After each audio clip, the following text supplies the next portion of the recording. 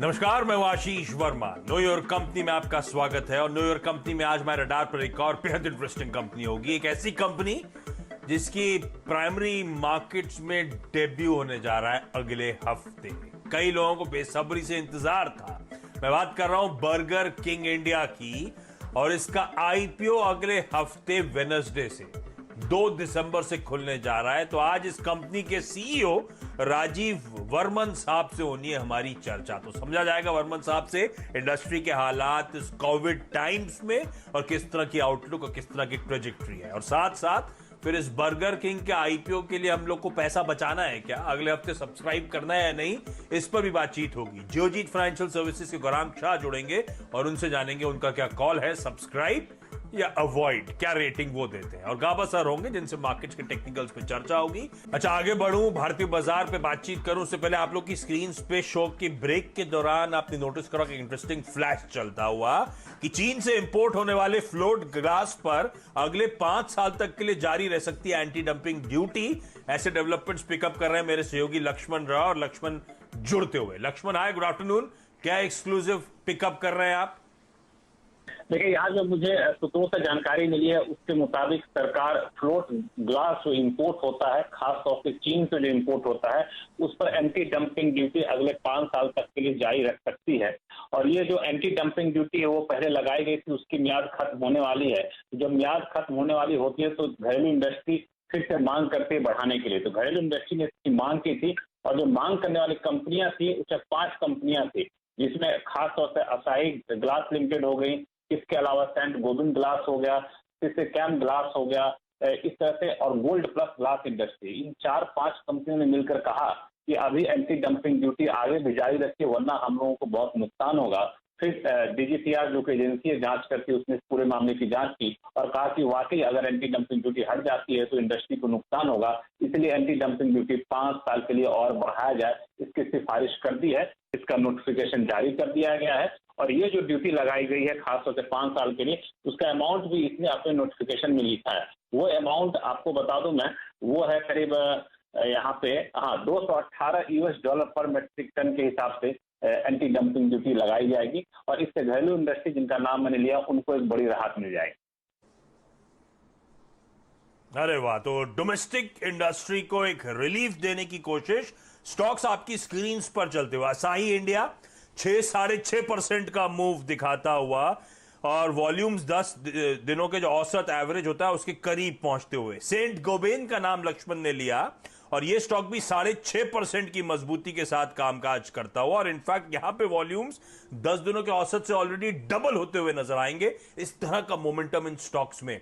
और लक्ष्मण, जो float glass की बात करें, जरा फुल स्क्रीन पे दिखाइएगा, तो मेरे पीछे आपको एक ग्लास नजर आ रहा होगा, या फिर इस विंडो में जो ग्लास है, आमतौर पे आजकल जो विंडो ग्लासेस होते हैं वो फ्लोट ग्लास वाले होते हैं, और इन्हीं पर वो चाइना से एंटी डंपिंग ड्यूटी लगाने की, हमारी डोमेस्टिक इंडस्ट्री को प्रोटेक्ट करने की कोशिश।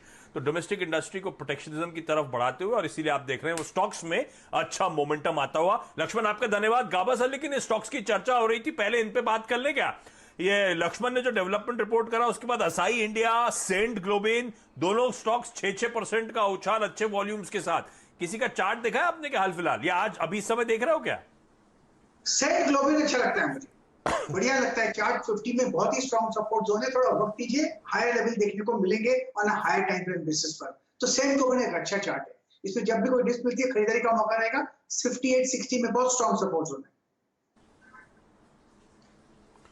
सेंट गोबेन, और यही स्टॉक है दरअसल जो वॉल्यूम्स के साथ बढ़ता हुआ भी आपको नजर आ रहा है। तो गाबा सर कह रहे हैं पेशेंस रखें, अच्छे अट्रैक्टिव लेवल्स मिले तो इस स्टॉक में एंट्री पाइएगा। ये स्टॉक इवेंचुअली यहां से अच्छा करता हुआ नजर आएगा। और ग्लास स्टॉक्स की बात हुई तो रबॉफ देखिए बोरोसिल ग्लास वर्क्स में भी आता हुआ 6% के उछाल के साथ, 5% के उछाल के साथ वो स्टॉक भी इस समय कामकाज करता हुआ। लेकिन अब जरा भारतीय बाजारों पर फोकस कर लिया जाए, और जरा स्क्रीन पे इंडियन इक्विटी मार्केट्स लेकर आइए।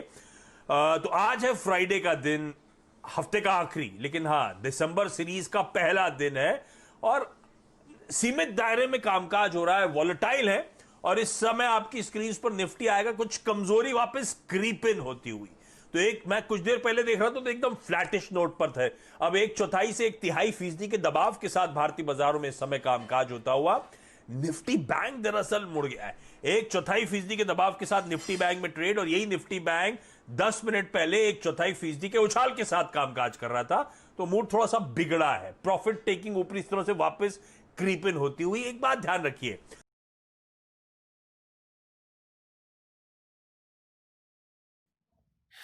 वीडियो में आगे बढ़ने से पहले डिस्क्रिप्शन बॉक्स में जो लिंक दिया गया है वहां पे क्लिक करके इंडिया के नंबर 1 ब्रोकरेज हाउस जीरोडा के साथ जुड़िए, जहां पे आपका ब्रोकरेज 0 लगेगा, और अगर लगेगा तो वो भी सिर्फ 20 रुपये इंटरडे ट्रेडिंग के लिए। आज शाम, एक तो कल यूएस में थैंक्स गिविंग हॉलिडे थी, आज ब्लैक फ्राइडे वहां पे सेलिब्रेट करा जाएगा, और थैंक्स गिविंग हॉलिडे के अगले दिन यूएस में एक छोटा सेशन, ट्रंकेटेड सेक्शन होता है, आधा दिन ट्रेड होगा, आधा दिन छुट्टी रहेगी, तो हाफ डे है।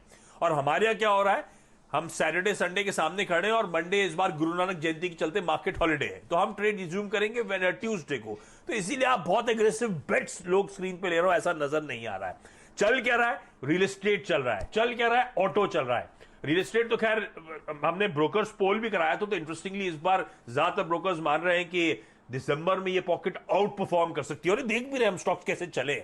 ऑटो इसीलिए क्योंकि इस एक्सटेंडेड वीकेंड में 1 दिसंबर आ जाएगा। 1 दिसंबर को क्या होता है, पिछले महीने के बिक्री आंकड़े, नवंबर बिक्री आंकड़े आने, और फेस्टिव डिमांड क्या हो, रब ऑफ इस बार भी आपको देखने को मिलेगा, और इसीलिए शायद ऑटो इंडेक्स उन नंबर्स से पहले, उस एंटिसिपेशन से पहले अच्छी मजबूती दिखाता हुआ इस समय। लेकिन आज के सेशन की हाईलाइट है broader markets, mid caps 2%, small cap 1.5-2% का उछाल, और मार्केट ब्रेथ पॉजिटिव।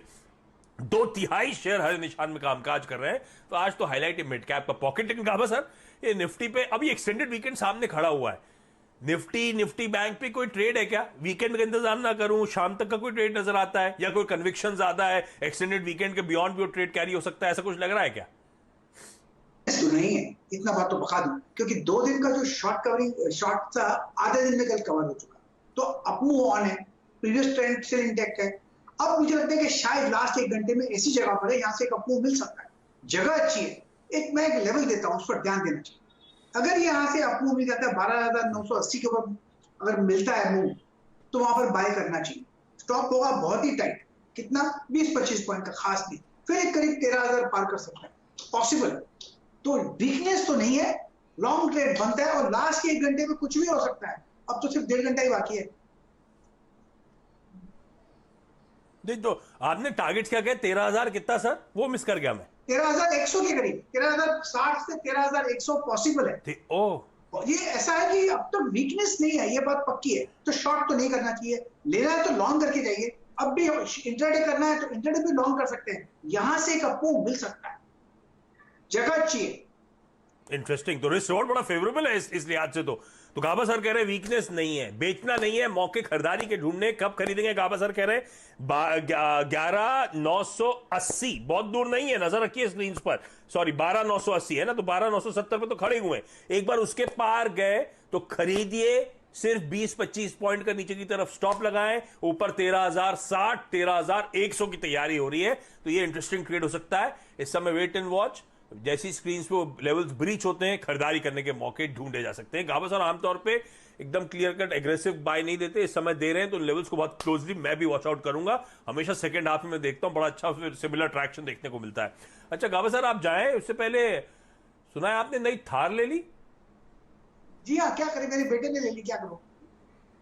अच्छी गाड़ी है, बहुत अच्छी गाड़ी है। और ये ठीक है, सुना है आपने ऑफिस में लोगों को मिठाई भी खिलवा दी। आप ऑफिस में आओ तो फायदा होगा ना। नहीं तो ये मेरा क्या होगा फिर? ये थार लेने की तो मुबारकबाद आपको, वो तो गजब की गाड़ी है, मिठाई भिजवा दी, उसका बड़ा अफसोस हुआ मुझे, ऑफिस भिजवा दी, मैं तो घर पे काम कर रहा हूं सर, मेरा क्या होगा? मुझे पता है, अब आते घर पर तो, ऑफिस में आते तो पक्का मिलती, लेकिन आपको मीठा जरूर खिलाऊंगा 100%, ये बात तो प्रॉमिस रहा। ठीक है, मार्केट ऊपर चला गया, खरीदिए। ये मीठा वो है ना, ये एक मिनट, मीठा खाने में इंटरेस्ट नहीं मेरा, ये मीठा वो है ना जो आपकी वाइफ बनाती है, वही है ना वो वाला? जी जी जी जी, बिल्कुल बिल्कुल बिल्कुल, बहुत ही अच्छा मीठा। अरे यही खाना है मुझे सर। बिल्कुल 100%। बहुत अच्छा, बहुत अच्छा। मार्केट में बाय आ गया। डायरेक्टर साहब कहने ओवर जा रहे हैं, और मुंह में पानी आ रहा है। क्या डायरेक्टर साहब आप भी? गाबा सर, एक्सटेंडेड वीकेंड है, कहां जा रहे हो? थार से इमेजेस भेजना, फोटो भेजना, ट्यूसडे को मुलाकात हो रही है 1:30 बजे, तो पूरी ट्रिप एंजॉय करूंगा आपके साथ, मैं भी यहाँ पे बैठे बैठे। Thank you sir, thank you. चलिए, okay sir, thank you so much. Burger King India के सीईओ राजीव वर्मन साहब, आप लोग का आपकी ये देखिए हेमंत खा रहे हैं वो मिठाई, यही मैं क्लिप दिखाना चाहता था। ये सब एंजॉय कर रहे हैं ऑफिस में। और ये गाबा सर की वाइफ की मिठाई बहुत गजब की होती है, हलवा है कोई सा, बहुत टेस्टी। अरे क्या करूं burger King India management screen पे आपको नजर आएगा। क्विकली स्नैपशॉट दे दूं आईपीओ की। 2 दिसंबर अगले हफ्ते वेडनेसडे को खुल के फ्राइडे को बंद होगा। 810 करोड़ रुपए जुटाने की योजना, 450 करोड़ रुपए फ्रेश इशुएंस, बचा हुआ 360 करोड़ रुपए ऑफर फॉर सेल पे रखा गया है, और 59 से 60 रुपीज का प्राइस बैंड। वर्मन साहब, मुबारक हो आपको, प्राइमरी मार्केट्स में डेब्यू करने जा रहे हैं अगले हफ्ते आप लोग। मुझे ये समझाएं आईपीओ की डिटेल्स, ये जो फंड रेजिंग आप कर रहे हैं, खास तौर पे एक तो पार्ट ओएफएस है जो सेलिंग शेयर होल्डर्स के पास जाएगा, जो फ्रेश इशुएंस है उस प्रोसीड्स का इस्तेमाल क्या होने वाला है?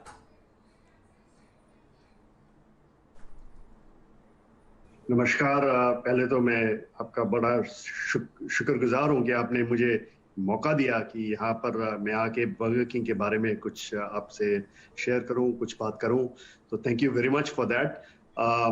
ये जो आईपीओ है हमारा, इसमें प्राइमरी जो है वो है 450 करोड़ का, और ये जो 450 करोड़ है ये जाएगा, एक तो हमारा पिछले साल हमने जो रेस्टोरेंट्स बनाए थे उसके ऊपर में एक टर्म लोन है 165 करोड़ का, तो वो पे ऑफ हो जाएगा, और जो बाकी रहता है उसमें से तो वो नए रेस्टोरेंट्स जो हमारे बनेंगे उसके हिसाब से यूज होगा, और कुछ मनी जो आईपीओ खर्चे हैं और जनरल कॉर्पोरेट पर्पसेस एक्सपेंसेस है उसके लिए यूज होगा।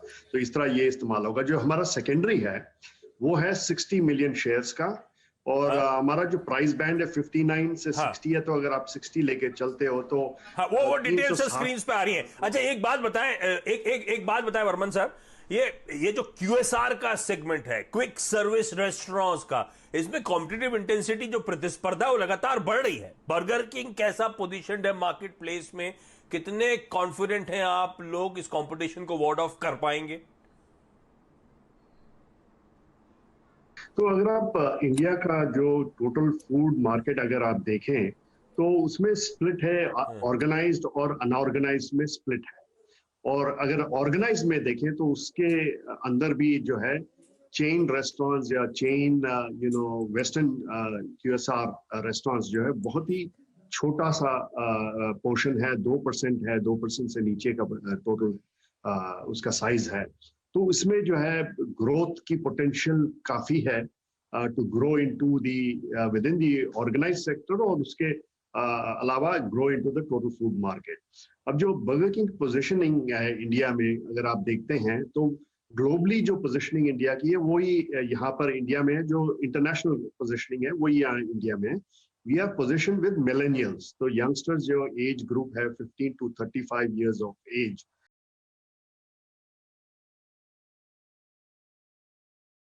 our brand is positioned with this group। तो ये पोजीशनिंग है, और उसके हिसाब से आपकी पूरी जो यूएसपी बन जाती तो गजब है। एक तो सर, अच्छा, इस समय एवरेज बिलिंग टिकट साइज क्या है, और कोई नए launches Indian palate, Indian taste के लिहाज से लाने की तैयारी? बहुत अच्छा सवाल आपने पूछा। देखिए, यहाँ पर जो है हमारी जो सेल है और हमारी जो टोटल ट्रैफिक आती है हमारे रेस्टोरेंट्स में, और एक चेक में कितने लोग होते हैं, जैसे आप बाहर अगर चले जाएं वेस्टर्न वर्ल्ड में तो वहाँ पर एक चेक में जो है 2 से कम लोग होते हैं, 1.6 करीब लोग होते हैं एक चेक में। अगर आप इंडिया में आ जाए तो वो 2 से ऊपर है, 2.2, 2.4 है। तो ज्यादा लोग आते हैं पर चेक खाने के लिए, तो ये बड़ी अच्छी बात है हमारे लिए। तो हमारा जो टोटल मेन्यू है उसके हिसाब से बनाया गया है कि इसमें नॉट ओनली बर्गर्स है पर राइस भी है, यहाँ पर BIC जिसे बोलते हैं, बोन इन चिकन, हैंड हेल्ड चिकन भी है यहाँ पर, रैप्स भी है यहाँ पर। तो यहाँ पर आपको काफी चीजें इंडिया में मिलेंगी जो आपको बाहर बिल्कुल कहीं भी नहीं मिलेंगी। तो ये जो वैरायटी प्रोवाइड करते हैं हम इसी रीजन से प्रोवाइड करते हैं, क्योंकि हमारा जो बेस है वो 2 से ऊपर का है। डिफरेंट पीपल आते हैं, तो घर में कुछ लोग बर्गर खाने के लिए आते हैं, कुछ लोग जो है बर्गर नहीं खाना चाहते, तो उनके लिए जो वैरायटी हमने बनाई रखी है, और वो जो है हम अपने मेन्यू को जो है एवरी 6 वीक्स में 6 to 8 वीक्स में हम लोग रिफ्रेश करते हैं with a new limited time offer.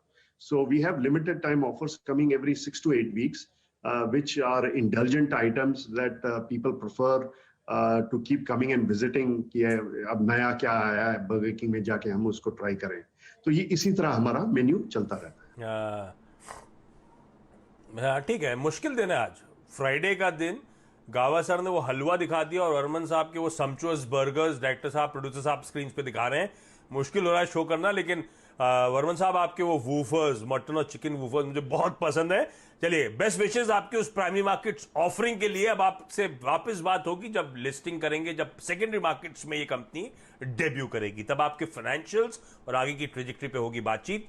Thank you so much sir जुड़ने के लिए आज। क्विकली छोटा सा ब्रेक यहां पे ले रहा हूं। ब्रेक के उस पार बर्गर किंग का जो अगले हफ्ते आईपीओ खुल रहा है, सब्सक्राइब करना है या नहीं, इस पर बातचीत गौरांग शाह साहब से।